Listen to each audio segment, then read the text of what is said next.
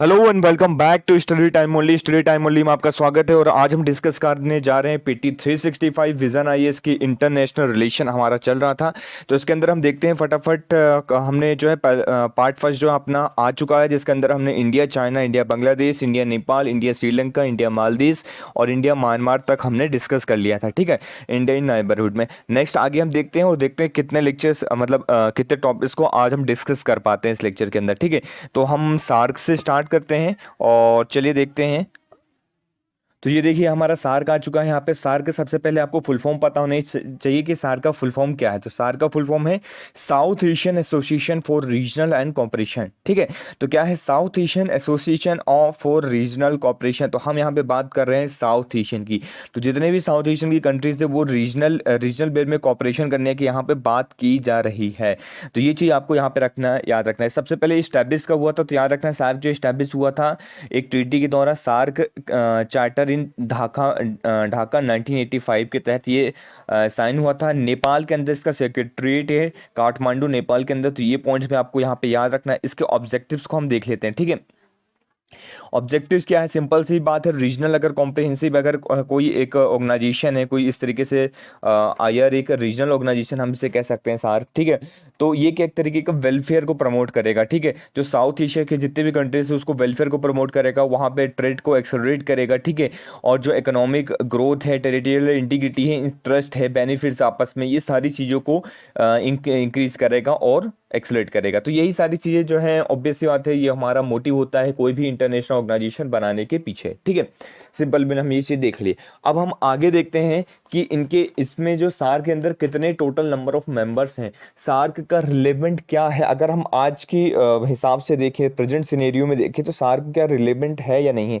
काफ़ी ज़्यादा क्वेश्चन ऐसा राइज होता रहता है कि जो सार्क रिलेवेंट है वो काफ़ी ज़्यादा खो रहा है।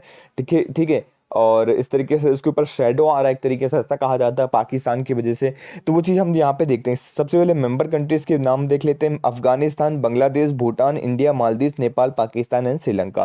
तो ये मेंबर कंट्रीज के नाम आपको यहाँ पे याद रखने हैं कौन कौन से हैं। एक बार फिर से रिपीट करना है आपको, मेरे साथ रिपीट करना है। अफगानिस्तान, बांग्लादेश, भूटान, तीन ही हो गए। फिर इंडिया, मालदीव, नेपाल, तीन ही हो गए, छः। और दो और, मतलब टोटल 8 कंट्रीज है, पाकिस्तान एंड श्रीलंका। ठीक है, तो ये हमारे पास टोटल 8 कंट्रीज हो गई। हम ये जो साउथ जो है हमारा सार्क जो है एसोसिएशन है, ठीक है, साउथ चाइना का, सॉरी साउथ एशिया का।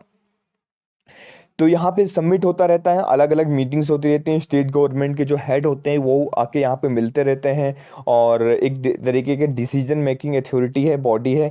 तो ये चीज़ भी आपको यहाँ पे याद रखना है। ठीक है, यूनिलैटरली बायलैटरल भी कंटीजियस इशू को यहाँ पे सॉल्व किया जाता है।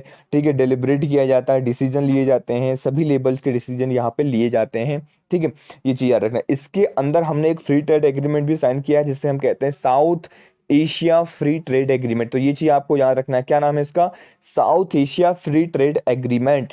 तो जो South Asia Free trade Agreement है, जो as SAARC came into force in 2006। तो 2006 में ये फोर्स में आया था। ठीक है, तो ये याद रखना है आपको, जो हमने फ्री ट्रेड एग्रीमेंट साइन किया है जो भी साउथ एशिया की कंट्रीज हैं उनके साथ, याद रखिएगा साउथ एशिया जो हमारी सार्क की जितने भी कंट्रीज हैं उनके साथ हमने ये साइन किया। तो ये चीज़ आपको यहाँ पे याद रखना चाहिए। ठीक है, जो लास्ट समिट हुआ था वो कब हुआ था, 2014 के अंदर हमारा सार्क का लास्ट समिट हुआ था। तो 6 साल हो गए हैं, तो ये काफ़ी ज़्यादा लंबी टाइम होगा। ठीक है, जो नहीं हुआ। ठीक है, 2016 में भी एक समिट हुआ था, ठीक है, शेड्यूल किया गया था, लेकिन पाकिस्तान जो है उसकी वजह से उसे कैंसिल कर दिया गया। तो देखिए पिछले 6 सालों से कोई भी समिट नहीं हुआ है। तो यहाँ पे एक तरीके से इसी जो मैंने बताया था ना अभी आपको कि रिलेवेंस सार्क जो है खोता जा रहा है, कि जब 6-6 साल से अगर मीटिंग नहीं होगी, कोई भी इस तरीके से नहीं होगा, ठीक है, उस बातचीत नहीं हो रही है, ठीक है, तो उस वजह से काफ़ी ज़्यादा इसके अंदर प्रॉब्लम जा सकती है। ठीक है, जो पठानकोट और उरी के अंदर पाकिस्तान के द्वारा टेररिस्ट अटैक करवाया गया था, तो उसकी वजह से ये समिट को जो है कैंसिल कर दिया गया है। ठीक है, तो ये चीज़ भी आपको यहाँ पे याद रखना है। इसके अंदर SAARC council of foreign minister यहाँ पे बनाए जाते हैं। ठीक है, कि जो भी फॉरेन मिनिस्टर है वहाँ पे आके बात करेंगे। ठीक है, जो हेल्ड हुआ था 2019 के अंदर, ठीक है, न्यूयॉर्क साइड लाइन। ठीक है, तो यूएनजीए के अंदर, ठीक है, सेशन जो हुआ था ना यूनाइटेड नेशन जनरल असेंबली का, उसके तहत इसको हमने काउंसिल को फॉरेन मिनिस्टर के हेल्ड करवाया था। ठीक है, तो ये सारी चीज़ भी आपको याद रखनी है। As per the world bank report, world bank के रिपोर्ट के अनुसार याद रखना है, वर्ल्ड बैंक की रिपोर्ट के अनुसार इंटर रीजनल जो ट्रेड हुए, अब देखिए अब अगर क्वेश्चन आता है कि सार्क किस तरीके से अपना रिलेवेंस खो रहा है, ठीक है, तो आप इस तरीके से देख सकते हैं। जो लास्ट मीटिंग हुई है 2014 में हुई है, 6 साल हो गए अभी तक कोई मीटिंग नहीं हुई सार्क की, पहला पॉइंट, ठीक है। सेकंड क्या लिख सकते हैं आप, जो साउथ एशिया इस यहाँ पे जो इंटर रीजनल ट्रेड है वो क्या है, south Asia is less than 5% of total trade. तो साउथ एशिया का जो 5% टोटल ट्रेड है उसका सबसे कम यहाँ पे ही होता है, ठीक है। तो आप ये चीज़ देख सकते हैं, ठीक है। ईस्ट एशिया का 35% है और यूरोप का 60% है, तो साउथ एशिया का कितना कम है, 5%। आप देख सकते हैं कंपैरिजन में। ये देखिए सार्क के सारे मेंबर कंट्रीज की आपको यहाँ पे फिगर में देख पा रहे होंगे किस तरीके से। इंडिया है, पाकिस्तान है, अफगानिस्तान है, नेपाल है, भूटान है, बांग्लादेश है, श्रीलंका है और मालदीव है, ठीक है। तो ये सारी चीज़ें आप देख सकते हैं अच्छे से, ठीक है। तो आई थिंक आपने एक बार नज़र डाल ली होगी। चलिए आगे चलते हैं, नेक्स्ट आर्टिकल की ओर मूव करते हैं। जो हमारा नेक्स्ट आर्टिकल निकल के आया है वो है BBIN motor vehicle agreement. BBIN का मतलब क्या है, एक तरीके से यहाँ पे बांग्लादेश, भूटान, इंडिया और नेपाल, ठीक है। क्या है यहाँ पे, बांग्लादेश, भूटान, इंडिया और नेपाल। कभी कभी इस तरीके से क्वेश्चन आता है कि क्या ये एक सार्क का अल्टरनेटिव बन सकता है आने वाले टाइम में, क्या इसे हम सार्क का अल्टरनेटिव ले सकते हैं या नहीं। क्योंकि यहाँ पे इंपॉर्टेंट जो कंट्रीज हो गई वो सारी इंक्लूड हो गई, पर यहाँ पे अफगानिस्तान हमारा इंक्लूड नहीं है, ठीक है। और जो मालदीव वगैरह है वो सारे कंट्रीज जो है इंक्लूड नहीं है, ठीक है। श्रीलंका इंक्लूड नहीं है। तो BBIN का मतलब आपको समझना है बांग्लादेश, भूटान, इंडिया और नेपाल, ठीक है। तो 4 कंट्रीज आपस में साथ में आई हैं जहाँ पे रोड कनेक्टिविटी जो है आप देख सकते होंगे कि यहाँ की जो कंट्रीज हैं, बांग्लादेश है, हम वहाँ पे भी बाय रोड जा सकते हैं, भूटान भी बाय रोड जा सकते हैं, ठीक है, इंडिया से, ठीक है, और नेपाल भी बाय रोड जा सकते हैं। तो ये वो कंट्री है जहां हम बाय रोड जा सकते हैं, ठीक है, और हमारा कोई भी डिस्प्यूटेड मैटर नहीं है, ठीक है। तो ये चीज आपको यहाँ पे समझना है, ठीक है। इसके रिगार्डिंग मोटर व्हीकल एग्रीमेंट हम यहाँ पे लेके आए हैं कि हम किस तरीके से यहाँ पे इन्हेंस करेंगे, ठीक है। कि जो सार्क में 18 समिट हुआ था ना काठमांडू, जो है फेल हो गया था, ठीक है। कि सार्क मोटर व्हीकल अमेंडमेंट हम लेके आने वाले थे लेकिन वो फेल हो गया था पाकिस्तान की वजह से। तो इसलिए हम ये BBIN एक बनाया हमने प्रोजेक्ट, और BBIN के अंदर इसको हम लेके आए कि जो मोटर व्हीकल अमेंडमेंट है उसके अंदर हम यहाँ पे कर पाएँ, ठीक है। तो ये चीज़ भी आपको याद रखना है, एक सब रीजनल मोटर व्हीकल एग्रीमेंट है, ठीक है। और कैर्गो व्हीकल ट्रैफिक का, तो ये सारी पॉइंट्स याद रखना है। आगे हम देखते हैं इसके अंदर वो क्या चीजें हैं, ठीक है। Originally the project mention 30 identified priority transport connectivity projects.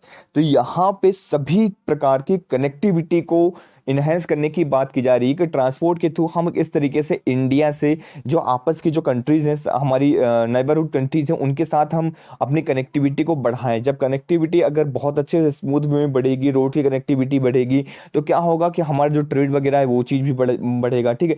तो यहाँ पे निकाला गया है कि जो कॉस्ट आएगा ये इस प्रोजेक्ट का एस्टिमेट निकाला गया है कि $8 बिलियन जो है कॉस्ट आ सकता है। तो ये सारी चीज़ें अब हम देख लेंगे, हमने देख लिया ट्रेड वगैरह, ठीक है। अब इंडिया, नेपाल, बांग्लादेश ने रेटिफाई किया है एग्रीमेंट को। भूटान जो है fail to get its parliament note. तो इंडिया ने रेटिफाई करवा लिया, नेपाल ने रेटिफाई करवा दिया, बांग्लादेश ने रेटिफाई करवा दिया, लेकिन अभी भूटान यहाँ पे रेटिफाई नहीं कर पाया है अपने पार्लियामेंट से। तो ये चीज़ भी याद रखना है आपको, ठीक है। भूटान ने रेटिफाइड अभी नहीं करवा पाया है, ठीक है। अंडर द साउथ एशियन सब रीजन इकोनॉमिक ऑपरेशन, ठीक है। जो साउथ एशियन का हमारा सब रीजनल एक इकोनॉमिक ऑपरेशन है, प्रोग्राम है, ठीक है, जो ADB के अंदर, मतलब एशियन डेवलपमेंट बैंक के अंदर, ठीक है। तो ये चीज आपको यहाँ पे याद रखनी है, एशियन डेवलपमेंट बैंक के अंदर, जो कि प्रोवाइड करवाता है टेक्निकल एडवाइजरी और फाइनेंशियल सपोर्ट टू इनिशिएटिव। जो किसी भी प्रकार के जो टेक्निकल सपोर्ट होता है, फाइनेंशियल सपोर्ट होता है, उसको उसको क्या करता है, यहाँ पे हेल्प करता है। तो जो हमारा ADB है, ADB मतलब एशियन डेवलपमेंट बैंक है। तो इस तरीके के जो भी प्रोजेक्ट्स होते हैं उसको क्या करता है, ये फाइनेंस करता है, यहाँ पे सपोर्ट करता है और आगे बढ़ाता है। तो ये ADB का काम है। आप ADB के काम को भी इस तरीके से यहाँ पे मेंशन कर सकते हैं और लिख सकते हैं, ठीक है। तो ये काफ़ी अच्छे पॉइंट्स हैं, आप यहाँ पे नोट डाउन कर लीजिए, ठीक है।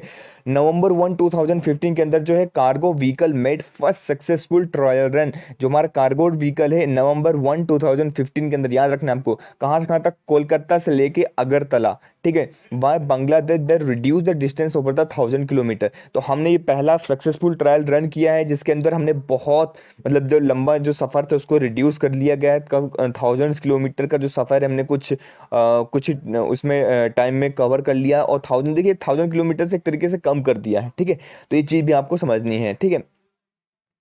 इसके रिगार्डिंग हम वीडीएस एमओयू साइन कर रहे हैं, अंडरस्टैंडिंग वगैरह बांग्लादेश के साथ, नेपाल के साथ, ठीक है, इंप्लीमेंट करने के अंदर करने के लिए, ठीक है। एमबीबीआईएन, एमबीए मतलब मोटर व्हीकल अमेंडमेंट, ठीक है। बीबीएन आप तो पता ही होगा, ठीक है। तो ये सिंपल चीज़ है। अब यहाँ पे देख लीजिए आप प्रोजेक्ट को एक बार फटाफट, ठीक है। ये प्रपोज प्रोजेक्ट है जो हमने किया है, तो आप यहाँ देख सकते हैं किस तरीके से हम कनेक्टिविटी को बढ़ाएंगे।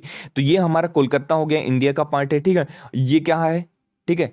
तो यहाँ पे नेपाल हो गया, यहाँ पे भूटान हो गया, तो ये हो गया B Bangladesh, Bhutan, Nepal, India, BBIN, Bangladesh, Bhutan, India, Nepal, ठीक है। क्लियर है। अब देखिए कोलकाता से हम चलते हैं, ये बांग्लादेश के थ्रू हमने बांग्लादेश को एक तरीके से सेंटर बना के रखा है, ठीक है। तो ढाका पे जाएगा और ढाका से फिर यहाँ पे हम नेपाल तक कनेक्टिविटी बना रहे हैं, ठीक है। अब फिर यहाँ पे देखिए कि ढाका से फिर ये चलता है और गुवाहाटी गुवाहाटी हमारे इंडिया से होते हुए यहाँ पे ये भूटान में पहुँचता है, ठीक है। तो ये तरीके से यहाँ पे ये अगरतला से निकल चिट्टागोंग जो पोर्ट है यहाँ पे बांग्लादेश के अंदर, उसको भी कनेक्ट कर रहा है। तो इस तरीके से हमारी कनेक्टिविटी को कितना अच्छा ज़्यादा इंक्रीज कर देगा, इन्हेंस कर देगा। तो ये आपकी ये प्रपोज प्रोजेक्ट है, तो जिसको हमें इम्प्लीमेंट करना है, बढ़ाना है, ठीक है। तो ये सारी चीज़ें। अब कुछ और इस तरीके से प्रपोज जो ट्रांसपोर्ट के प्रोजेक्ट्स हैं उसके बारे में हम थोड़ा फटाफट बात कर लेते हैं। जैसे कि रीजनल जो कनेक्टिविटी को एग्रीमेंट, जैसे कालाधन multi modal transit transport project काफ़ी इंपॉर्टेंट हो जाता है। कालाधन की बात ना हो तो मतलब एक तरीके से लगता है, सुना सुना सा लगता है, ठीक है। कालाधन प्रोजेक्ट जो है बहुत ज़्यादा इंपॉर्टेंट है, काफ़ी क्वेश्चन इसके ऊपर पूछे गए हैं, ठीक है। तो देखिए कालाधन मल्टी मॉडल ट्रांसिट प्रोजेक्ट आपको याद रखना है, it will connect the sea port of Kolkata, जो कोलकाता का सी पोर्ट है, with the Sittwe sea port of Myanmar by sea. तो ये बाय सी के जो म्यांमार का जो सी पोर्ट है, कोलकाता का सी पोर्ट है, उसको क्या कर दिया किया जा रहा है, कनेक्ट किया जा रहा है, जिससे बहुत जो लंबा यात्रा है, ठीक है, लंबा जो रास्ता है उसको क्या कर दिया जाए, रिड्यूस कर दिया जाए, ठीक है। तो ये चीज़ याद रखना, सिडवी सी पोर्ट को जो है म्यांमार के अंदर, कालाधन इसको रिवर, जो कालाधन रिवर है वहाँ पे उसके नाम पे प्रोजेक्ट रखा गया है, ठीक है। तो ये काफ़ी इंपॉर्टेंट हो जाता है, जो कि आपको याद रखना है। आगे चलते हैं, India Myanmar Thailand trilateral highway, नाम से समझ में आ रहा है क्या कौन कौन सी कंट्री है, 3 कंट्रीज है, इंडिया, म्यांमार और थाईलैंड, ठीक है।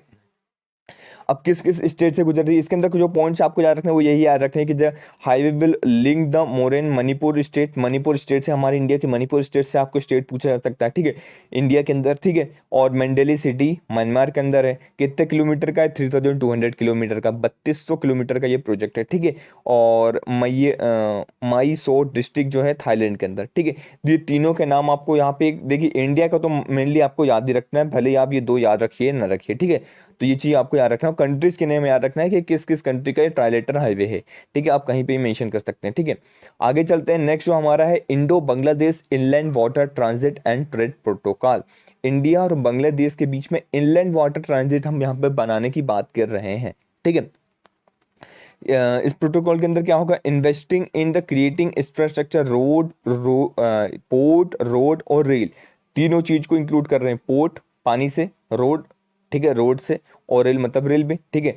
इन द अशुगोंज पोर्ट, अशुगोंज पोर्ट जो है किस रिवर के अंदर है, मेघना रिवर, बांग्लादेश के अंदर ये एक पोर्ट है, ठीक है। और अखौरा चेक पोस्ट जो है अगरतला के अंदर है, ठीक है। दोनों को इस तरीके से कनेक्ट करने की बात की जा रही है, तीनों तरीके से, पोर्ट, रोड और रेलवे से, ठीक है। To facilitate the smooth movement of goods from north east state, जो नॉर्थ ईस्ट के हमारे सभी स्टेट्स हैं वहाँ पे किस तरीके से हम कनेक्टिविटी को बढ़ा सकते हैं, वहाँ पे ट्रेड को बढ़ा सकते हैं, इसलिए हमने ये प्रोजेक्ट लेके आए हैं, ठीक है। तो आई थिंक आपको यहाँ पे क्लियर हो गया होगा, ठीक है। सार्क से रिलेटेड कोई भी पॉइंट आएगा तो आप क्वेश्चन को सॉल्व कर लेंगे, ठीक है। बीबीआईएन से रिलेटेड कोई भी प्रोजेक्ट आएगा, कोई भी पॉइंट आएगा तो आप सॉल्व कर लेंगे, ठीक है। हमने सभी को बहुत ही डिटेल में डिस्कस किया। Now we are going to discuss BIMSTEC, काफी इंपॉर्टेंट हो जाता है बिम्स्टेक। सबसे पहले चलिए मैं आपको मैप में दिखा देता हूँ बिम्स्टेक, ठीक है। साउथ एशिया का मैप है, यहाँ पे देखिए आप देख सकते होंगे, ठीक है। चलिए इससे पहले मैं आपको कुछ यहाँ पे बता देता हूँ कंटेक्स्ट में क्यों है, क्यों इंपॉर्टेंट है ये। तो बिम्स्टेक आपको याद रखना है कि जो प्राइम मिनिस्टर है शेयरिंग सेरेमनी में, तो बिम्स्टेक के सभी लीडर्स को यहाँ पे आमंत्रित किया था। अब बिम्स्टेक के अंदर कितने कंट्रीज हो जाते हैं वो इंपॉर्टेंट हो जाता है। तो बिम्स्टेक के अंदर टोटल कितने कंट्रीज हैं आपको याद रखना है, 7 मेंबर्स हैं, 7 मेंबर कंट्रीज हैं, ठीक है। ये कब बना है, एस्टेब्लिश हुआ है, ये कब एस्टेब्लिश हुआ, तो एस्टेब्लिश हुआ है 1997, याद रखिएगा कब हुआ है, 1997 बैंकॉक डिक्लेरेशन में, ठीक है, बैंकॉक डिक्लेरेशन में ये साइन हुआ है, एस्टेब्लिशमेंट हुआ है 1997 के अंदर। टोटल इसके अंदर कितने मेंबर हैं? 7 मेंबर्स थे। तो ये चीज़ याद रखना है आपको, ठीक है। चलिए मैं 7 मेंबर्स को आपको यहाँ पे फिगर में दिखा देता हूँ सबसे पहले। तो यहाँ पे आप देख सकते होंगे 7 मेंबर्स को अच्छे से पहचान लीजिए। ये हमारा प्यारा भारत है, इंडिया हो गया, यहाँ पे नेपाल हो गया हमारा पड़ोसी देश, भूटान हमारा पड़ोसी देश हो गया, बांग्लादेश हमारा पड़ोसी देश हो गया। तो जो BBI इनके जो मेंबर थे वो तो यहाँ पे इंक्लूड हो गए। इसके साथ में क्या है, 2-3 मेंबर और हैं। कौन सा? म्यांमार है, थाईलैंड है और श्रीलंका है।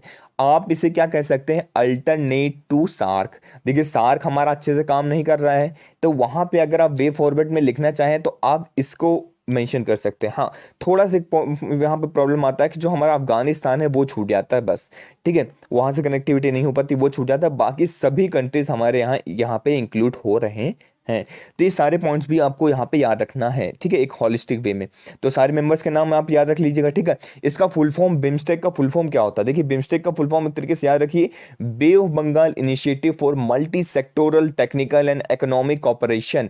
तो ये पॉइंट आपको यहाँ पे याद रखना है। एक रीजनल ग्रुप है, ठीक है, याद रखिए कैसा ग्रुप है, रीजनल ग्रुप है। जैसे बिम्स्टेक आप यहाँ पे देखिए ऊपर पढ़ते चलिए, BIMS, ठीक है, BIMST, ठीक है। EC को छोड़ दीजिए, लास्ट में EC को छोड़ दिया। अब B से क्या हो गया? बांग्लादेश, I से इंडिया, M से म्यांमार, S से श्रीलंका, T से थाईलैंड।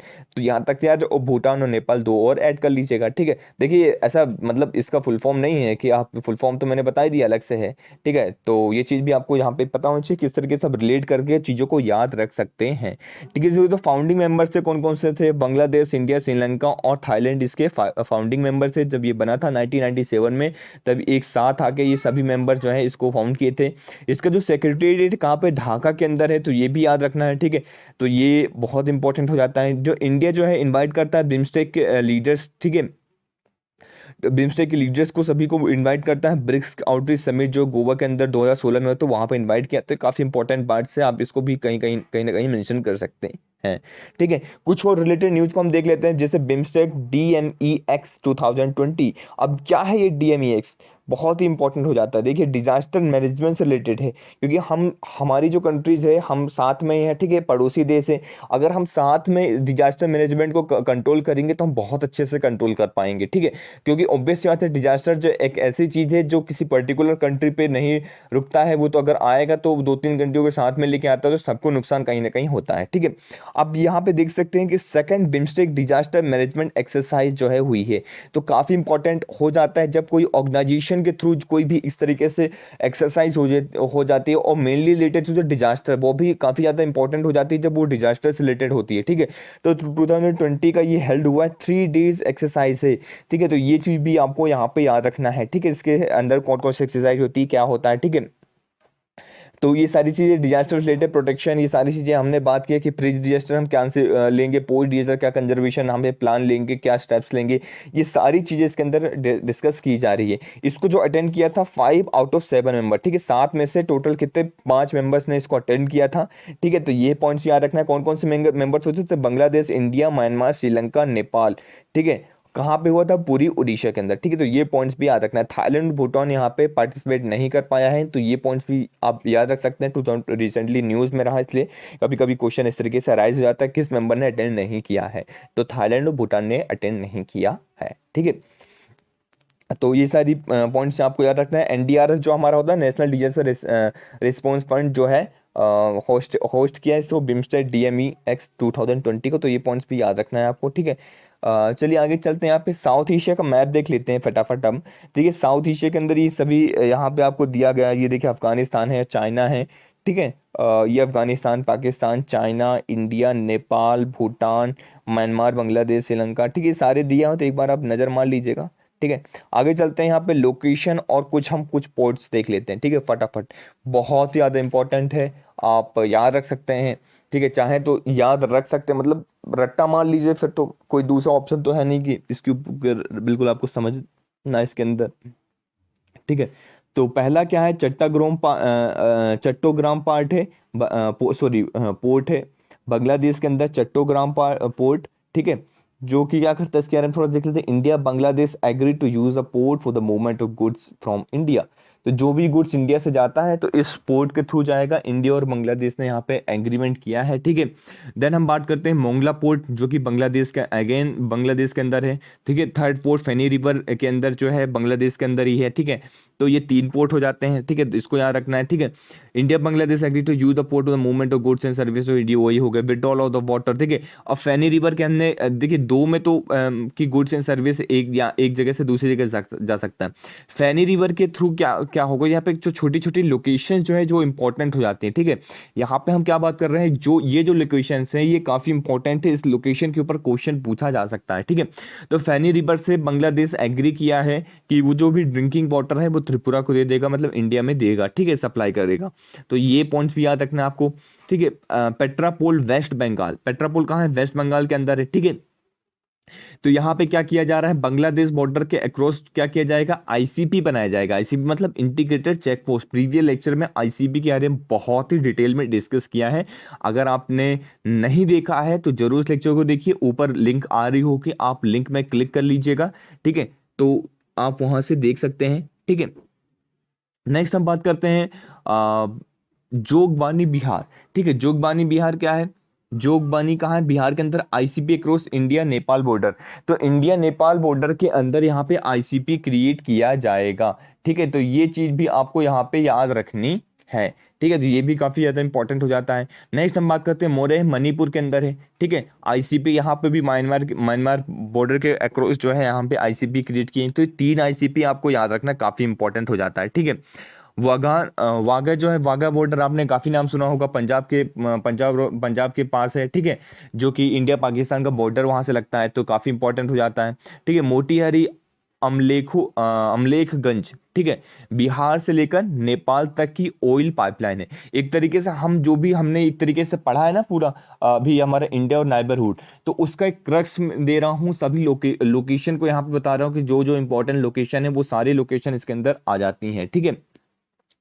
तो प्रीवियस लेक्चर आगे अगर आपने नहीं देखा है तो आपसे जरूर रिक्वेस्ट करूंगा, लास्ट में प्रीवियस लेक्चर की मैं लिंक भी दे दूंगा, नीचे भी दे दूंगा, तो आप वहां से जाके देख सकते हैं प्रीवियस लेक्चर को, अगर आपने नहीं देखा है तो, ठीक है। यहाँ पे आप देख लीजिए, जो first south Asian oil pipeline corridor यहाँ पे बनाया जाएगा बिहार से नेपाल के बीच में। तो क्वेश्चन पूछा जा सकता है, ठीक है, क्योंकि ये न्यूज में है, तो एक दो बार आपको ये सारी चीजें देखना है, ठीक है। ट्राइकोमलाई क्या है, ट्रिंकोमलाई जो पोर्ट है कहाँ है, श्रीलंका के अंदर, ठीक है। तो इंडिया ने साइन किया है MOU to develop a Trincomalee port, ठीक है। तो हम ट्रिंकोमलाई पोर्ट हमने अभी डिस्कस किया था ना प्रीवियस लेक्चर में कि पोर्ट किस तरीके से बनाया जाएगा और एक हाईवे बनाया जाएगा, ये सारी चीजें, ठीक है। कोलंबो पोर्ट जो है श्रीलंका के अंदर, ठीक है। और जो India Japan to develop oil terminal Colombo eastern port, तो हमने ये जापान के अंदर जो है कोलंबो पोर्ट जापान के थ्रू हमने ऑयल टर्मिनल जो है कोलंबो जो है श्रीलंका के अंदर पोर्ट की यहाँ पे डेवलप करने की बात करी, ठीक है। एक वाटर पोर्ट है और एक यहाँ पे सिंपल कोलंबो पोर्ट है, तो ये भी याद रखना है, ठीक है आपको। नेक्स्ट क्या है, राखीन स्टेट म्यांमार के अंदर है, रोहिंग्या डोमिनेटेड एरिया है, तो ये भी इंपॉर्टेंट न्यूज़ में है कि कौन सा रोहिंग्या डोमिनेटेड एरिया है, तो रखाइन स्टेट जो है म्यांमार के अंदर ये है, ठीक है। अखाउरा जो है त्रिपुरा के अंदर है, आईसीपी इसके अक्रॉस यहाँ पे किया जा रहा है बांग्लादेश बॉर्डर के थ्रू, ठीक है। तो ये पॉइंट भी याद रखना है आपको। अड्डू एटोल जो है, अड्डू एटोल, एटोल मतलब आपको पता है कोलर रीफ वगैरह, ठीक है, गोल गोल होता था, प्रीवियस लेक्चर में हमने अच्छे से डिस्कस किया था, दिखाया था, ठीक है। तो अडूल एटो मालदीव के अंदर है, ठीक है। तो इंडिया ने 5 एमओयू साइन किए हैं, स्टैब्लिश किया है एडूल टूरिज्म जोन यहाँ पे, ठीक है। तो ये पॉइंट्स याद रखना है, ठीक है। भाषण 4 आइसलैंड बांग्लादेश के अंदर है, ठीक है। तो कैंप ऑफ रोहिंग्या रिफ्यूजीज के यहाँ पे कैंप लगा हुआ है, तो ये सारे इंपॉर्टेंट पॉइंट्स हो जाते हैं, ठीक है। तो इस लेक्चर में हमने ये सारी चीज़ें डिस्कस कर ली हैं। अगर आपको फिर भी कोई प्रॉब्लम जा रही है तो आप कमेंट सेक्शन के अंदर बता सकते हैं, हम जरूर उसको सॉल्व करेंगे, ठीक है। आगे चलते हैं, और ये जो हमारा सेकंड पॉइंट है, यहाँ पे एक तरीके से सेकंड सेक्शन स्टार्ट हो जाता है, इंडिया एंड साउथ ईस्ट और ईस्ट एशिया, ठीक है। तो हम इंडिया का साउथ ईस्ट और ईस्ट एशिया के साथ क्या रिलेशन है, कैसा रिलेशन है, वो सारी चीजें हम यहाँ पे डिस्कस करेंगे, ठीक है। तो काफी इंपॉर्टेंट हो जाता है आपके एग्जाम पर्सपेक्टिव से। सबसे पहला पॉइंट एशियन है, ठीक है। एशियन क्या है, सबसे पहले आपको याद रखना होगा एशियन क्या है, इसके अंदर कितनी कंट्रीज आती हैं, मैं आपको इसका फिगर वगैरह भी सारी चीजें भी दिखाऊंगा आगे चल के, ठीक है। अब देखिए एशियन के अंदर काफी ज्यादा इंपॉर्टेंट आर्टिकल्स आ जाते हैं, जैसे India Asian review for the free trade pact. तो इंडिया और एशियन ने रिव्यू किया है फ्री ट्रेड पैक्ट को यहाँ पे। तो फ्री ट्रेड एग्रीमेंट है जो साइन हुआ था 2009 में, याद रखिए 2009 में ये साइन हुआ था इंडिया और मतलब एशियन के थ्रू फ्री ट्रेड एग्रीमेंट, ठीक है। तो ये चीज भी याद रखना है आपको। अब देखिए एशियन के बारे में थोड़ा देख लीजिए। ये एक जियो पॉलिटिकल इकोनॉमिक ऑर्गेनाइजेशन है जिसके अंदर टोटल नंबर ऑफ मेंबर्स कितने हैं, 10, ठीक है। तो इसके अंदर कितने मेंबर हैं, 10 मेंबर्स हैं, ठीक है। और ये कब हुआ था, फॉर्म हुआ था अगस्त 1967 के अंदर हुआ था, ठीक है। फॉर्म हुआ था। Indonesia, Malaysia, Philippines, Singapore and Thailand जो है इसके फाउंडिंग कंट्रीज हैं, ठीक है। तो ये सारी चीज़ याद रखनी है। बाद में इसके ब्रुनेई, दरुनसलाम, कंबोडिया हो गया, Laos, people democratic Republic, Myanmar, Vietnam, ये सारे कंट्रीज भी इंक्लूड हो गए बाद में। तो एशियन के अंदर टोटल नंबर ऑफ मेंबर्स कितने हैं, 10 कंट्रीज मेंबर हैं, ठीक है। तो ये चीज़ याद रखना। थोड़ा सा हम बैकग्राउंड में चलते हैं अब, ठीक है। फटाफट बैकग्राउंड की चीजें हम डिस्कस करते हैं, बैकग्राउंड में चलते हैं। तो बैकग्राउंड हमारा निकल के आता है इंडिया एशियन ट्रेड क्या रिलेशन रहा है, वो सारी चीजें हम डिस्कस करते हैं। पहले जो था इंडिया जो था 1992 में एशियन का मेंबर बना है, जिसे हम कहते हैं सेक्टोरल डायलॉग पार्टनर बना है, ठीक है। इसके बाद फुल फुल डायलॉग पार्टनर कब बनता है, 1995 में। तो ठीक है, तो अब इस तरीके से सीरीज याद रखी जाएगा। 1992 में सेक्टोरल, फिर 1995 में क्या बना वो, फुल फ्लेजेस, ठीक है, फुल डायलॉग पार्टनर बना। फिर 1996 आता है, ठीक है, जिसके अंदर एशियन रीजन फोरम यहाँ पे बनाया जाता है, ठीक है। Member of the Asian region forum 1996 में एशियन रीजन फोरम का मेंबर बन जाता है। इस तरीके से तीन यहाँ पे हमने देख लिया, ठीक है। नेक्स्ट हम बात करते हैं 2003 के अंदर एक फ्रेमवर्क एग्रीमेंट साइन हुआ है, ठीक है, जिसको हम कहते हैं the comprehensive economic cooperation agreement. तो यहाँ पे जितने भी 10 एशियन के मेंबर्स हैं उसके साथ हम यहाँ पे साइन हुआ है। वहाँ पे इंस्टीट्यूशनल फ्रेमवर्क किया जाएगा, किस तरीके से इकोनॉमिक कोऑपरेशन को बढ़ाया जाएगा, ये सारी चीजें इसके अंदर की जाएंगी, ठीक है। 2009 थोड़ा सा और आगे चलते हैं। देखिए एक सीरीज वाई हम चल रहे हैं यहाँ पे, 2003 तक पहुंच चुके हैं, अब हम 2009 में पहुंच रहे हैं, ठीक है। 2009 में हमने क्या किया, AIFTA साइन किया, ठीक है, बैंकॉक में, ठीक है। क्या है, India ASEAN free trade agreement. तो India ASEAN free trade agreement कब साइन हुआ, 2009 में। स्टार्टिंग में भी हमने ये चीज देखी थी, ठीक है। तो हमने 2009 तक हम पहुंच चुके हैं, ठीक है। Asian India free trade agreement जो है इंटर हुआ है, फोर्स में आया, ठीक है। एशियन फ्री ट्रेड एग्रीमेंट 1 जुलाई 2015 से, साइन 2009 में हुआ था, लेकिन ये कब आया है, 2015 में एक तरीके से फोर्स में आया है, काम चालू हुआ है इसके अंदर, ठीक है। 2017 जो है मार्क हुआ है यहाँ पे, 2017 को मार्क किया है 25 year of the dialogue partnership between India और एशिया। इंडिया और एशिया के बीच में 2017 में ये 25 साल पूरे हो चुके हैं। इसके ऊपर एक क्वेश्चन भी आया था, मेंस में भी क्वेश्चन आया था, ठीक है, और प्री में भी इसके ऊपर क्वेश्चन आया हुआ है। तो काफी इंपॉर्टेंट हो जाता है आपके एग्जाम के परस्पेक्टिव से, ठीक है। और 5 year of the strategic partnership यहाँ पे कंप्लीट हो चुका है, ठीक है। तो ये सारी पॉइंट्स आपको याद रखना है। फटाफट हम देख लेते हैं इसके जो आपको फटाफट एक बार देखने वाले पॉइंट्स है, ठीक है। जैसे कि एशियन और इंडिया के जो यहाँ पे आप याद रखिएगा, ठीक है। एशियन जो है यहाँ पे क्या है, इंडिया का फोर्थ लार्जेस्ट ट्रेडिंग पार्टनर है, ठीक है, याद रखिएगा। Asian is the India fourth largest trading partner, मतलब एशियन के जितने भी कंट्रीज आते हैं सभी को अगर मिला लिया जाए तो वो क्या करते हैं, इंडिया का फोर्थ लार्जेस्ट ट्रेडिंग पार्टनर है, ठीक है। मेजर जो एक्सपोर्ट है हमारे यहाँ से वो कौन कौन से हैं, इंडिया से यहाँ पे याद रखिएगा, शिप्स हो गए, ठीक है, बोट्स हो गया, फ्लोटिंग स्ट्रक्चर हो गया, ठीक है, मिनरल फ्यूल्स हो गए, ठीक है, मिनरल ऑयल्स वगैरह हो गया, मीट वगैरह हो गया, ये हमारे यहाँ से एक्सपोर्ट होता है। इंपोर्ट क्या क्या होता है, एशियन कंट्रीज से हम क्या क्या चीज़ें इंपोर्ट करते हैं, जैसे टेलीकॉम इक्विपमेंट्स हो गए, ठीक है, इलेक्ट्रिकल मशीनरीज हो गए, मिनरल फ्यूल्स हो गए, मिनरल ऑयल्स हो गए, ठीक है, एनिमल वेजिटेबल फैट्स हो, ये सारी चीज़ें हम इंपोर्ट्स करते हैं, ठीक है। तो ये सारी इंपॉर्टेंट इन्फॉर्मेशन आपको याद रखना है। कुछ रिलेटेड न्यूज़ को हम देख लेते हैं नीचे फटाफट। जैसे कि रिसेंटली प्राइम मिनिस्टर ने अटेंड किया यहाँ पे 16th एशियन इंडिया समिट को, बैंकॉक के अंदर, थाईलैंड के अंदर हुआ था, बैंकॉक थाईलैंड के अंदर। तो उसको प्राइम मिनिस्टर जी ने हमारे अटेंड किया है। तो ये पॉइंट्स आप मतलब ऐसा लिखने वाला पॉइंट तो नहीं है, सिंपल सा न्यूज है जो आप एक बार सुन सकते हैं, ठीक है। जो समिट हुआ था इसको चेयर किया था प्राइम मिनिस्टर ऑफ थाईलैंड ने, ठीक है। तो ये चीज़ भी याद रखना कि अटेंड किया था all head of the state government, obvious बात है। इसके अंदर कौन कौन सी चीज़ें यहाँ पे की जाती है, जैसे पॉलिटिकल सिक्योरिटी कॉपरेशन के ऊपर बात की जाती है, ठीक है। इकोनॉमिक कॉपरेशन के अंदर बात की जाती है, ठीक है। इकोनॉमिक कॉपरेशन जो हमारा इसके थ्रू RCEP आया है, ठीक है, इकोनॉमिक कॉपरेशन। अब आगे हम RCEP के बारे में डिस्कस करेंगे कि इंडिया ने RCEP का पार्ट क्यों नहीं है, क्यों हमने नहीं लिया, ये सारी चीज़ें भी हम इसके अंदर डिस्कस करेंगे, ठीक है। एशियन इंडियन कनेक्टिविटी को बढ़ाया जाए, ठीक है। तो ये सारी चीज़ें यहाँ पे सोशियो कल्चर कॉपरेशन को बढ़ाया जाए, ये सारी चीज़ें यहाँ पे डिस्कस की गई हैं। चलिए नेक्स्ट आर्टिकल की ओर मूव करते हैं, और जो हमारा नेक्स्ट आर्टिकल वो है Asian outlook on the Indo Pacific. ठीक है, एशियन से रिलेटेड ही है। ठीक है, अब देखिए सारे एशियन से चल रहा है, तो एशियन कहीं ना कहीं इसमें एक पार्ट होगा। ठीक है, तो एशियन ने क्या किया यहाँ पे, याद रखना है आपको, recently has proposed Asian outlook on the Pacific. ठीक है, तो इंडो पैसिफिक आपको याद रखना है। सबसे पहले इंडो पैसिफिक इंपॉर्टेंट हो जाता है। इंडो पैसिफिक मतलब जो एरिया ऑफ इंडो पैसिफिक है वो सबसे ज्यादा इंपॉर्टेंट हो जाता है कि इंडो पैसिफिक किसे कहते हैं। तो आगे हम डिस्कस करेंगे इंडो पैसिफिक किसे कहते हैं, क्यों न्यूज में इतना रहा है, काफी इंपॉर्टेंट हो जाता है वो। ठीक है, तो एक तरीके से ये एक इनिशिएटिव है जिसको आपको याद रखना है, जो कि रीइंफोर्स करेगा रीजनल आर्किटेक्चर को। जो जो एशियन मेंबर, जितने भी एशियन मेंबर्स हैं, तो उनके जो रीजनल कनेक्टिविटी होगी इसको बढ़ाने की बात करेगा, कैपेसिटी बिल्डिंग की बढ़ाने की बात करेगा। ठीक है, इसके अंदर वेरियस समिट होते रहते हैं, जैसे ईस्ट एशियन समिट हमने अभी बात किया। ठीक है, तो EAS के नाम से जाना जाता है, ईस्ट एशियन समिट। तो सभी एशियन के जो ईस्ट एशियन के मेंबर्स हैं सभी यहाँ पे आते हैं और इसके अंदर पार्ट लेते हैं। ठीक है, इसके अंदर एक फॉरम क्रिएट किया गया है जिसको हम कहते हैं एशियन रीजनल फॉरम। ठीक है, क्रिएट किया गया है। तो ये सारे इंपॉर्टेंट पॉइंट्स हो जाते हैं, यहाँ पे दिया भी होगा। ठीक है, आप यहाँ पे देख सकते हैं यहाँ पे। ठीक है, अब इसके अंदर कौन कौन सी चीजें यहाँ पे 4 फंक्शनल एरियाज के अंदर बात किया जाता है, जैसे एशियन बिलीफ कोलैबोरेशन, कौन कौन से मैरीटाइम कोऑपरेशन के अंदर, कनेक्टिविटी बढ़ाने के अंदर। ठीक है, सस्टेनेबल डेवलपमेंट के अंदर। ठीक है, economic and other possible areas cooperation, जो भी पॉसिबल एरिया कॉपरेशन है उनके अंदर यहाँ पे बात की जाती है। तो इंपॉर्टेंट पॉइंट ये सारे हो जाते हैं। ठीक है, तो 4 फंक्शनल एरिया, तो ये सारी चीजें आपको यहाँ पे क्या करना है, याद रखना है।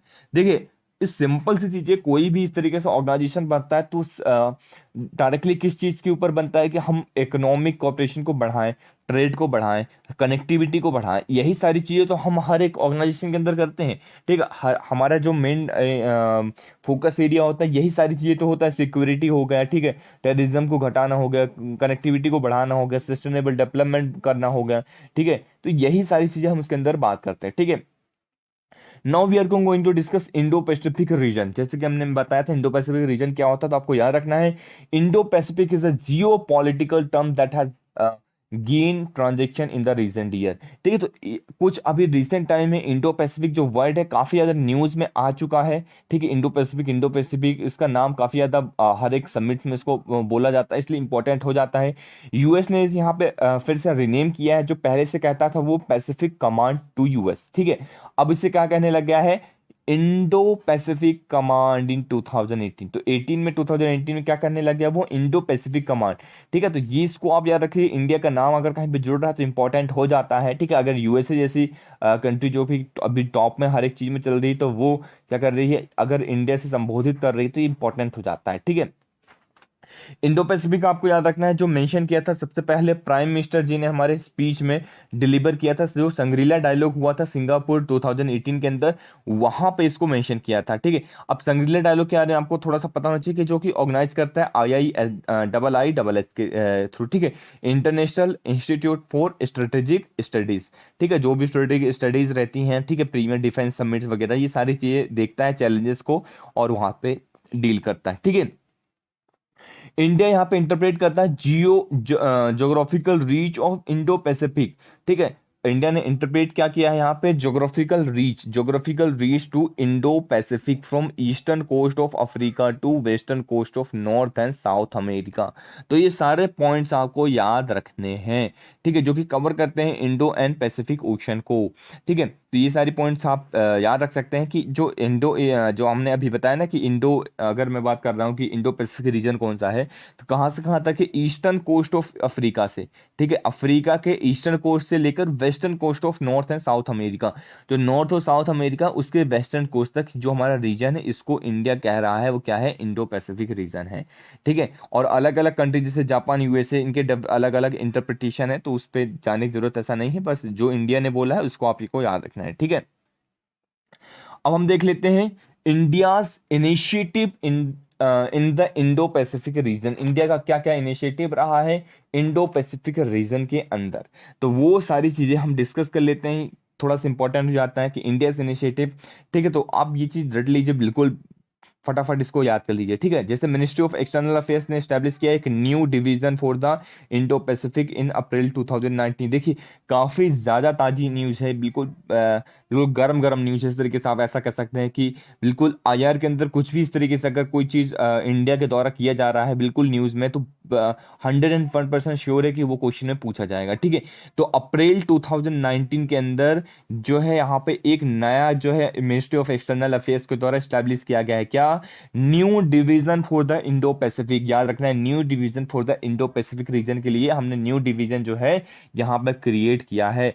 देन हम थोड़ा सा और चलते हैं आगे, तो नवंबर 2019 में इंडिया ने लॉन्च किया है ओपन ग्लोबल इनिशिएटिव। ठीक है, एक क्या क्या ओपन किया है यहाँ पे, क्या लॉन्च किया है, open global initiative Indo Pacific ocean के रीजन के थ्रू इनिशिएट। ठीक है, तो ये चीज याद आपको याद रखना है, ईस्ट एशिया समिट बैंकॉक के अंदर जो थाईलैंड के अंदर होता है। ठीक है, तो यहाँ पे नवंबर 2019 में, तो देखिए काफी ज्यादा रिसेंट की न्यूज है, तो ये इंपॉर्टेंट हो जाता है आपका। ठीक है, इसके रिगार्डिंग क्या क्या चीजें निकल के आई, जैसे draw the existing regional cooperation, जो भी आर्किटेक्चर हो गया, मैकेनिज्म हो गया। ठीक है, इसके अंदर जो 7 सेंट्रल पिलर्स हो गए हैं, ठीक है, इंडो पैसिफिक के 7 सेंट्रल पिलर्स के बारे में पूछा जा सकता है कौन कौन से, तो आपको याद रखना है। ठीक है, मैरी टाइम सिक्योरिटी याद रखना है पहला पॉइंट। देखिए, अगर इंडो पैसिफिक की कभी भी बात हो, ठीक है, अगर आपको कोस्टल एरिया के रिगार्डिंग कभी बात हो, तो वहां पे सिक्योरिटी बहुत बड़ा इशू होता है जिसके अंदर हम डिस्कस करते हैं, तो आपको वो चीज तो बिल्कुल मेंशन करना भूलना ही नहीं है। ठीक है, तो मैरीटाइम सिक्योरिटी होगा, मैरीटाइम इकोलॉजी को भी हमको बनाना है। ठीक है, और सिक्योरिटी देना है। ठीक है, और मैरीटाइम रिसोर्स को भी बचा के रखना है, उसको किस तरीके से एनहांस करना है, कैपेसिटी बिल्डिंग हमें तैयार करनी है। ठीक है, और रिसोर्स शेयरिंग को हम किस तरीके से आपस में रिसोर्स को शेयरिंग कर रहे हैं। ठीक है, एक सस्टेनेबल वे में डिजास्टर रिस्क रिडक्शन को हमें, जो डिजास्टर्स के रिलेटेड जो भी रिडक्शन रिस्क होता है उसको हमें रिड्यूस करना है। तो इन सभी मैटर्स में हम यहाँ पे डिस्कस करेंगे और यहाँ पे बात करेंगे इंडो पैसिफिक के रिगार्डिंग, काफी इंपॉर्टेंट हो जाता है आपके एग्जाम के पर्सपेक्टिव से। ठीक है, देखिए इन दिसंबर 2019, दिसंबर 2019 में, देखिए सारी चीजें 2019 की ही है, काफी इंपॉर्टेंट है। ठीक है, अप्रैल 2019 में हमने क्या हुआ था डिस्कस किया, देन हम नवंबर 2019, फिर एक महीने बाद जस्ट दिसंबर 2019 में ये चीज होस्ट हुआ है कि दिल्ली डायलॉग 11th एशियन जो है यहाँ पे 11 डायलॉग है, तो ये इंपॉर्टेंट हो जाता है विद एशियन मेंबर्स स्टेट। तो दिल्ली डायलॉग हुआ है 11th नंबर का है ये। ठीक है, एशियन मेंबर्स स्टेट्स के साथ यहाँ पे थीम क्या है, यहाँ पे थीम इंपॉर्टेंट हो जाती है advancing partnership in the Indo Pacific. यहाँ पे पार्टनरशिप को एडवांसिंग किया जाएगा, एडवांस लेवल पे लेके जाया जाएगा इंडो पैसिफिक रीजन के। ठीक है, तो along with the 6 Indian IOR, जो आईओडी है, इंडियन ओशन डायलॉग है। ठीक है, आई और विद आईओआरए मेंबर स्टेट के साथ। ठीक है, तो ये पॉइंट्स भी आपको यहाँ पे याद रखना है, काफी ज्यादा इंपॉर्टेंट है क्योंकि बहुत ज्यादा रिसेंट में हुआ है, तो ये सारी चीजें हम यहाँ पे करेंगे। ठीक है, चलिए एक फिर से आर्टिकल यहाँ पे फटाफट देख लेते हैं हम, रीजनल कॉम्प्रिहेंसिव इकोनॉमिक पार्टनरशिप, काफी इंपॉर्टेंट हो जाता है, काफी टाइम से न्यूज में था, लगभग 6-7 महीने ये न्यूज में रहा है। ठीक है, इसके ऊपर काफी क्वेश्चन जो है आने की संभावना बढ़ जाती है आरसीपी के द्वारा। सबसे पहले आरसीपी के अंदर आपको पता करना है कितने मेंबर कंट्रीज हैं, तो इसके अंदर जो है टोटल 16 कंट्रीज हैं। अगर अभी हम बात करें तो अभी 15 कंट्रीज हैं। ठीक है, लेकिन स्टार्टिंग में कितनी थी, 16 कंट्रीज है। ठीक है, 10 जो थी एशियन कंट्रीज थी, जो 10 एशियन की कंट्री थी वो सभी 10 एशियन की कंट्रीज थी, और 6 जो है अलग से कंट्रीज थी। ठीक है, इसके अंदर क्या किया जाएगा, फ्री ट्रेड एग्रीमेंट यहाँ पे साइन करने की बात की जा रही थी, जो कि इंडिया ने यहाँ पे क्या कर लिया, इससे बाहर आ चुका है। इंडिया ने डिसाइड किया कि हम इसे ज्वाइन नहीं करेंगे, इस फ्री ट्रेड एग्रीमेंट को। अब क्यों नहीं ज्वाइन करेंगे, क्या पॉइंट है, वो सारे पॉइंट हम डिस्कस करेंगे फटाफट। ठीक है, अब यहाँ पे आप देख लीजिए 10 एशियन कंट्रीज हो गए और साथ में कुछ और कंट्रीज है, जैसे कि चाइना हो गया, जापान हो गया, साउथ कोरिया हो गया, ऑस्ट्रेलिया हो गया, न्यूजीलैंड हो गया और इंडिया हो गया, जो कि एशियन के पार्ट नहीं है। जो 10 एशियन कंट्रीज हैं उसके पार्ट नहीं है ये सभी कंट्रीज, याद रखिएगा, इंडिया भी एशियन कंट्रीज का पार्ट नहीं है। तो ये पॉइंट बहुत ज्यादा इंपॉर्टेंट है, चाइना भी नहीं है, इंडिया भी नहीं है, जापान नहीं है, साउथ कोरिया, ऑस्ट्रेलिया, न्यूजीलैंड, ये सारे नहीं है। तो ये अलग से 6 कंट्रीज हैं और साथ में ये 10 जो एशियन कंट्रीज है, टोटल कितने हो गए, 15 कंट्रीज हो गए इसके अंदर। ठीक है, तो यहाँ पे फ्री ट्रेड एग्रीमेंट यहाँ पे साइन होने की बात की जा रही थी, कि यहाँ पे आप देख सकते हैं आरसीईपी के सभी कंट्रीज को एक बार फटाफट देख लीजिए। ठीक है, इंपॉर्टेंट हो जाता है, यहाँ पे देखिए चाइना यहाँ पे होगा, India, Myanmar, Thailand, Cambodia, Malaysia, Singapore, Indonesia, Australia, New Zealand. ठीक है, यहाँ पे ऊपर चलते हैं रिपब्लिक ऑफ कोरिया, ठीक है, साउथ कोरिया जिसे हम कहते हैं। ठीक है, जापान, वियतनाम, ब्रुनेई, ठीक है, द फिलीपींस, ये सभी जो है टोटल 16 कंट्रीज इसके अंदर इंक्लूड हो जाते हैं। ठीक है, अब देखिए ये जो, अगर हम थोड़ा सा इसके बारे में थोड़ा सा बात कर लें आरसीईपी के बारे में, तो आरसीईपी क्या है, एक तरीके से इसमें आधी पॉपुलेशन, वर्ल्ड की आधी पॉपुलेशन इसके अंदर इंक्लूड हो जाती है। देखिए इंडिया और चाइना वैसे भी बहुत ज्यादा पॉपुलस कंट्री, दोनों को अगर आ गए तो बहुत बड़ा एक पॉपुलेशन हो जाता है। तो इंडिया और चाइना दोनों मिलके हाफ ऑफ द, मतलब एक तरीके से ये जो आरसीईपी है हाफ ऑफ द पॉपुलेशन है। और जो ग्लोबल का जो ट्रेड होता है, तो 27% जो ट्रेड होता है वो यहाँ से होता है, आरसीईपी कंट्रीज के थ्रू होता है। ठीक है, तो 27% काफी बड़ा एक अमाउंट है, इसको आप याद रख सकते हैं, कभी कहीं पे भी मेंशन कर सकते हैं। ठीक है, क्यों इंडिया ने ऐसा डिसीजन लिया कि इंडिया से बाहर आएगा, तो पहला पॉइंट और for most important point is trade deficit. जैसे कि हम सभी लोग जानते हैं कि जो ट्रेड डिफिशिट इंडिया का काफी ज्यादा बढ़ रहा है, चाइना के साथ ट्रेड डिफिशिट बढ़ा। ट्रेड डिफिशिट का सिंपल मतलब है कि जब हमारा एक्सपोर्ट क्या होने लग जाए, कम होने लग जाए, और इंपोर्ट ज्यादा होने लग जाए, मतलब बाहर जब हम चीजों को ज्यादा ले रहे हैं इंडिया के अंदर, और इंडिया से हम मैन्युफैक्चर करके बाहर चीजों को कम भेज रहे हैं, तो काफी इंपॉर्टेंट हो जाता है आपके एग्जाम के परस्पेक्टिव से। ठीक है, तो आरसीईपी में अगर हम ट्रेड डिफिसिट इंडिया का देखते हैं तो लगभग लगभग 105 बिलियन, अगर हम 2019 का हम बात करते हैं, फाइनेंशियल ईयर 2019 का, तो उसके रिगार्डिंग लगभग लगभग 60% जो वर्ल्ड का, मतलब इंडिया का जो ट्रेड डिफिशिट है, टोटल डिफिशिट है, उसका 60% इसके अंदर आता है, 105 बिलियन यूएस डॉलर। तो ये काफी बड़ा अमाउंट है, इसलिए इंडिया ने ऐसा सोचा कि इससे बाहर आना चाहिए। ठीक है, तो ये इंपॉर्टेंट पॉइंट है, आपको याद रख सकते हैं, पहला पॉइंट आप पुट डाउन कर सकते हैं यहाँ पे। ठीक है, एफटीए जो कंट्रीज है, आप याद रखें, FTA countries have not out perform. ठीक है, ओवरऑल जो है एक्सपोर्ट ग्रोथ, यहाँ पे एक्सपोर्ट ग्रोथ को बढ़ाएंगे रेस्ट ऑफ द वर्ल्ड के। ठीक है, अब यहाँ पे क्या होगा, थ्रेट टू डोमेस्टिक मार्केट, हमारी जो डोमेस्टिक मार्केट है उसको थ्रेट होगा। ठीक है, जैसे कि आयरन इंडस्ट्री हो गई, हमारी स्टील, डेयरी प्रोडक्ट हो गया, ठीक है, मैरीन प्रोडक्ट्स हो गए, यहाँ पे इनको थ्रेट होने की संभावना थी। ठीक है, जो हमारे डोमेस्टिक कंट्री थे वहाँ पे अगर वो फ्री ट्रेड एग्रीमेंट हो जाता तो बाहर से सारी कंट्री जाती। चाइना तो एक तरीके से इतना बड़ा मैन्युफैक्चरिंग हब है, इतना ज़्यादा उसने बना के रखा, इतना ज़्यादा इन्वेस्टमेंट कर देता इंडिया के अंदर, इतना ज़्यादा कर देता, बिल्कुल फ्री ट्रेड अगर उसको फ्री दे के, कि हमारी जो डोमेस्टिक कंट्री है वो सर्वाइव भी नहीं कर पाती। तो इसलिए हमने, हमारा जो डिसीजन था काफ़ी अच्छा डिसीजन था। ठीक है, यहाँ पे कुछ इस तरीके से कोई रूल्स इंपोर्ट वगैरह भी नहीं बनाए गए थे कि इसके लेबल में कितने लेवल पे भी